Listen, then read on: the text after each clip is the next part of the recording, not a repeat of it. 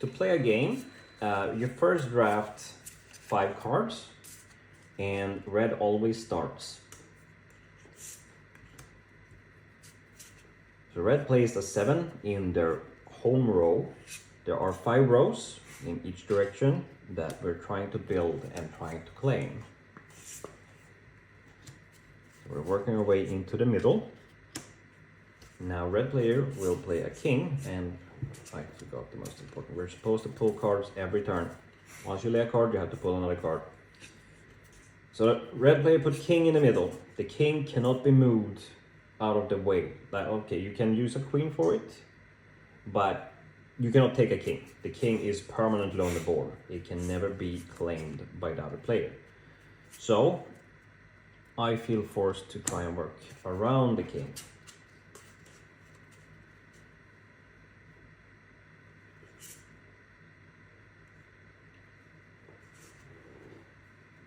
And red player then uses A to cut off what I'm trying to build here.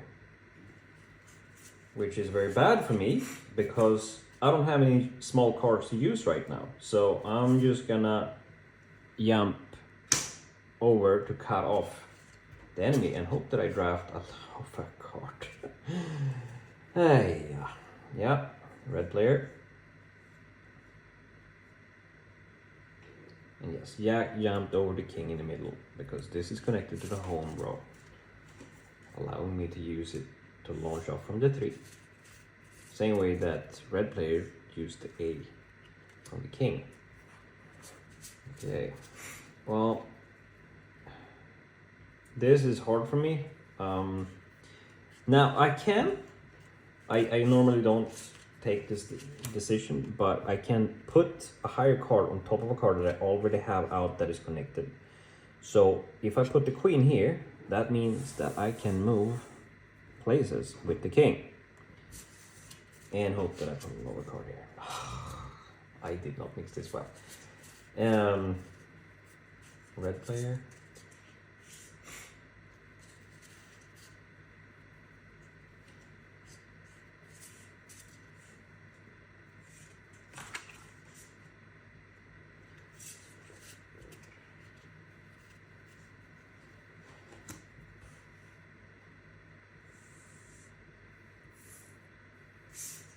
Red player moves my jack. And since I'm kind of screwed here because I moved the queen there, I'm gonna have to start a new line. I'll start it here, and I would not recommend using a king, but I finally got a low card here. Now, red player's turn.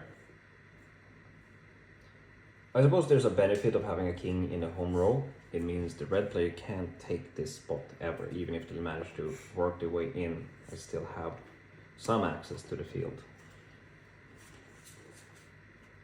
Now, the ace is treated as a blank card.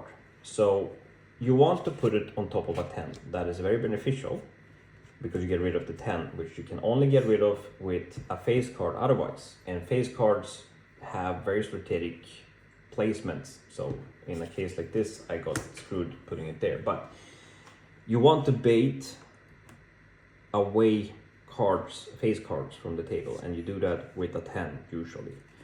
So I'm just gonna put a low card on top of that and not waste anything.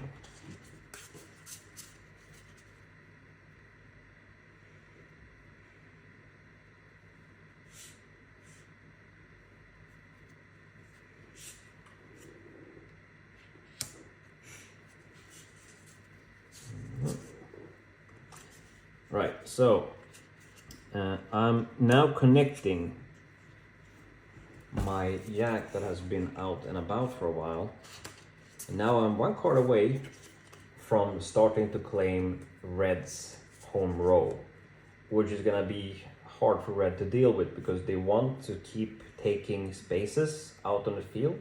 But since I am getting very close there, I mean, red is also getting here if they can get a king there. But point is, they're gonna have to fend me off while also trying to claim squares. Yep. And they managed to cut me off right there because it's diagonally. Hey. Well, you know, this is kind of the problem because I got cut off, but I had a 4, so I didn't have to waste anything. Now they can, I don't know what the cards they have. Yeah, they're getting very close to my base too. This is gonna be a problem for me. But before that happens, I'm gonna cut them off here. I don't know if they have any low cards, but this might be useful. Do you have 4 cards in the fight?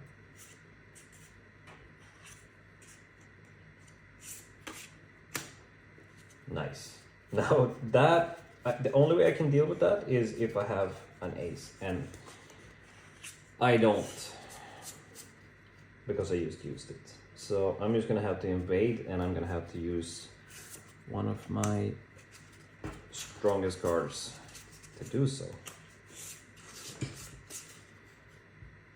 Fuck. Cursing. Right, I just got destroyed, quite literally. So I'm gonna put this here to try and break them before they start messing around too much.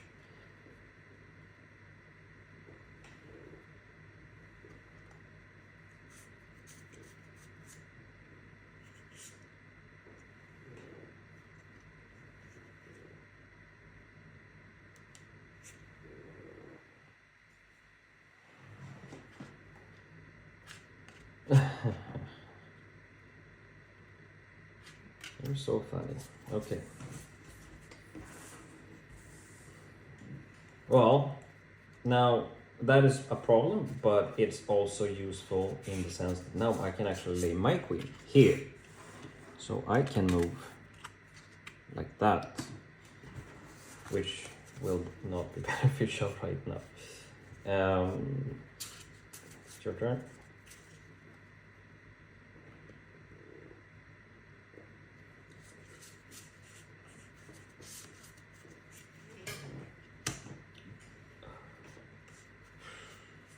Okay, this is starting to get very hard for me. I need to start advancing out, creating new connections, or I'm gonna be screwed.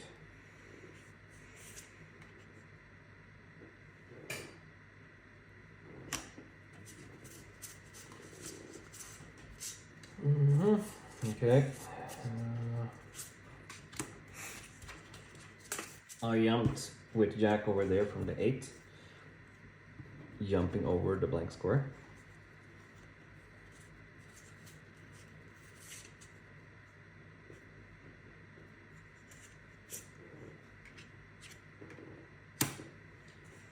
And he jumped over there.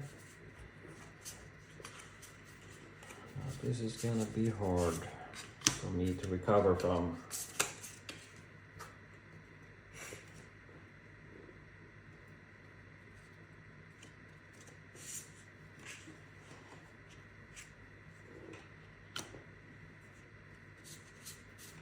Thankfully, I can still keep moving forward, and I'm pretty safe there. I can't take that card right now, so I'm playing the lowest card. Now they're defending, and okay. Thankfully, they play a low card, so I can get into the base.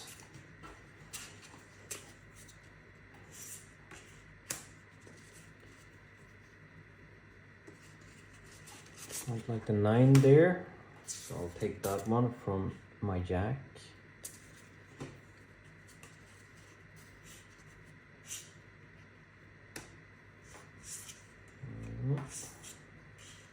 Thankfully, I can still move on that one.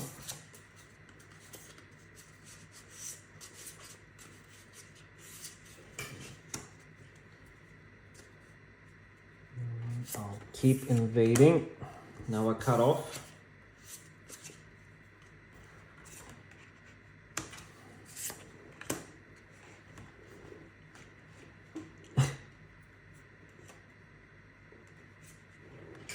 Nay, you are cut off. Okay. Now, unfortunately, they still had an 8 there, so I can't do anything now on that point.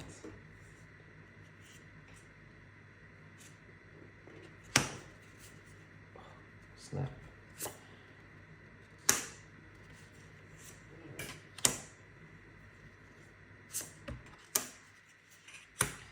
Now, I can't take anything else because I have a 2. There's no card lower than 2 other than the ace. And that's kind of an interesting thing. When this happens in the middle of the game, then you have to get lucky when you're drawing a new card and hoping that you get a good one.